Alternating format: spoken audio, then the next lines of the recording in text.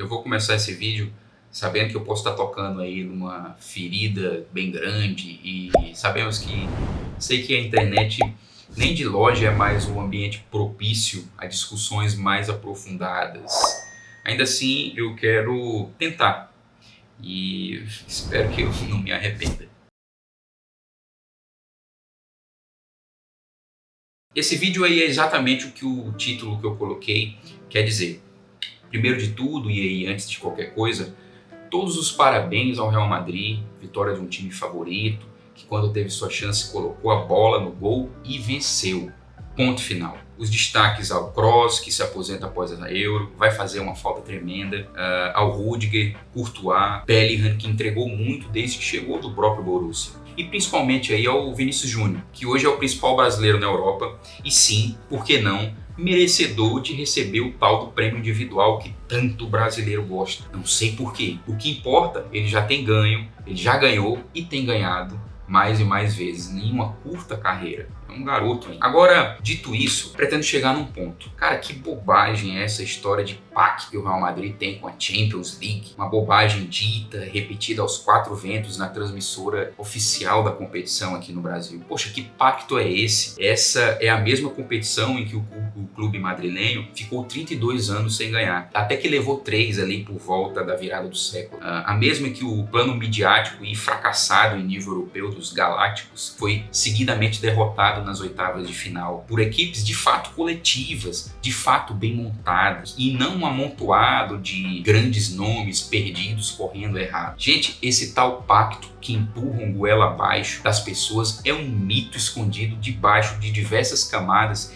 que compõem o futebol mundial e europeu atualmente. Essa semana você deve ter cansado de escutar sobre DNA vencedor, know-how, confiança e mentalidade vencedora do Real Madrid e todo aquele blá blá blá subjetivo para explicar essas seguidas vitórias que o Real Madrid tem tido nos últimos anos na competição continental. Mas olhem bem, abram os olhos, fiquem atentos. É preciso desenhar as camadas que tornam as vitórias do Real Madrid nesses últimos anos muito mais do que uma espécie de alquimia esportiva, essência vencedora inata de uma força da natureza, como diriam uns e outros por aí. Não existe uma história encantada, mas sim uma capacidade de alavancar e continuar alavancando uma posição de domínio histórico e financeiro. Como pontuou o jornalista Jonathan Liev, que escreve ao The Guardian, é engraçado como quanto mais tempo você permanece no topo da Deloitte Money League, mais DNA vencedor você adquire. E nesse ponto aqui, precisamos entender como o futebol europeu mudou nos últimos anos. Se ali no início da década de 2000 ainda tínhamos um Porto campeão europeu, se nos 20 anos anteriores a Champions era um campeonato de fato aberto, com vencedores provenientes de 9 países diferentes, nos 20 anos seguintes, no pós-Porto, houve apenas um finalista fora das 4 grandes ligas: Espanha,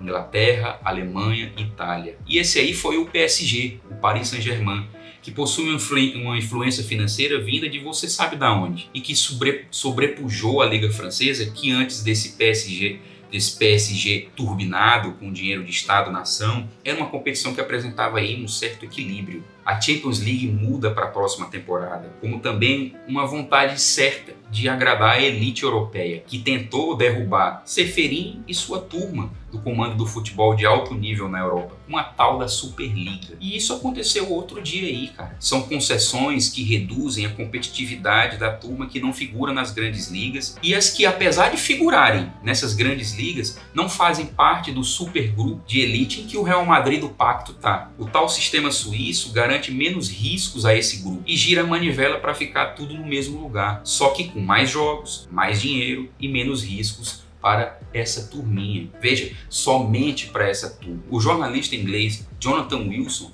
destaca justamente isso. Um exemplo, ele conta que quando Michel Platini renunciou ao cargo de presidente da UEFA em 2016, Real Madrid e Bayern de Munique aproveitaram ali o vácuo de poder para forçar uma medida que distribuía 30% das receitas da Liga dos Campeões de acordo com o desempenho na competição nos últimos 10 anos anteriores. Wilson explica que a consequência da concentração de riqueza no extremo do jogo, apenas no extremo do jogo, pode ser vista na forma como a concorrência nos países que dominam a Liga dos Campeões ela foi eliminada nos últimos 20 anos. Em cada uma dessas 4 grandes ligas que falei, os maiores clubes passaram a dominar cada vez mais. O Bayern conquistou 11 títulos, quebrado agora pelo Leverkusen. A Juventus venceu 9 consecutivas na Itália.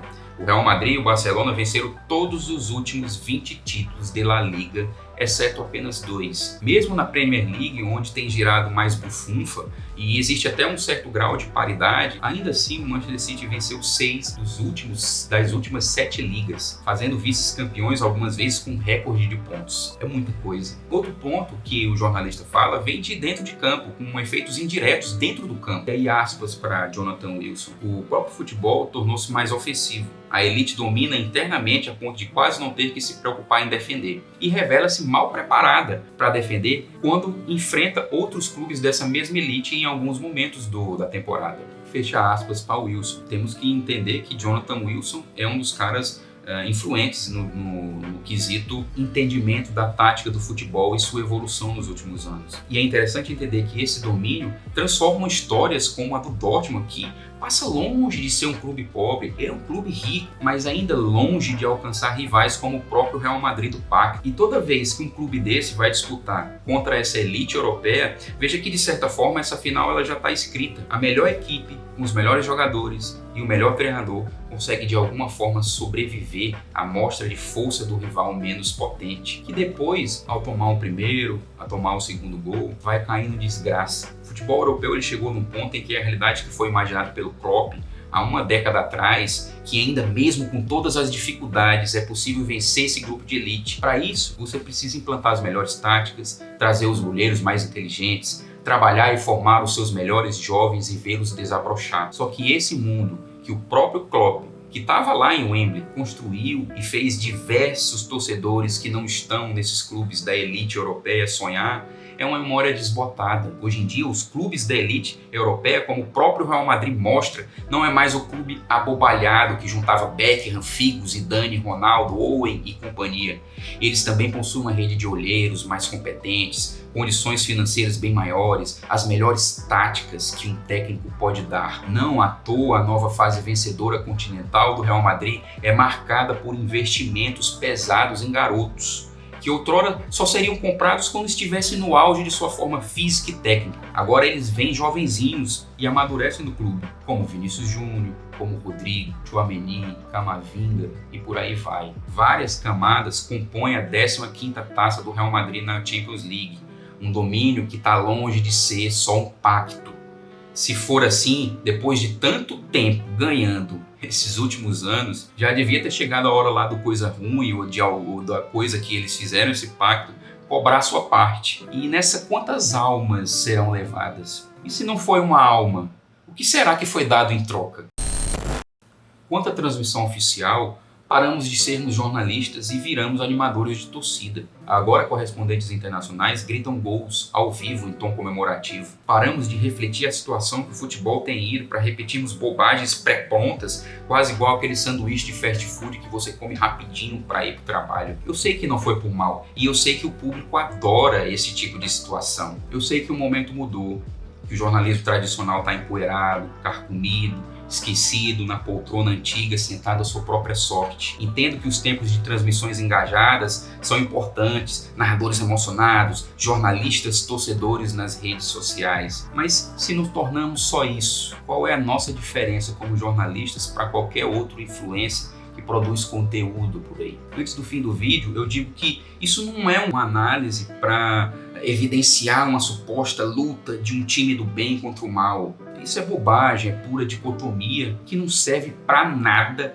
a não ser esvaziar o discurso e uma análise mais aprofundada. Outro dia mesmo, o Borussia Dortmund assinou um contrato com uma empresa de metal que tem causado descontentamento e choque entre diversas alas da torcida e do país. Faixas enormes de descontentamento foram abertas em Wembley, mas essas não passaram na transmissão oficial, porque é aquela bela história do jornalismo sapatênis de hoje em dia. Futebol e política não devem se misturar. Que pena. Talvez seja inevitável a Superliga mesmo. E talvez com a benevolência deles, seu clube seja convidado a participar dela. E nessa que se dane a tradição, o sonho, o mérito esportivo, a paixão, a representatividade, tudo vira um eterno gol, gol, gol do Real Madrid. Olha, se você chegou até aqui, eu agradeço por assistir esse vídeo. Um abraço e até a próxima.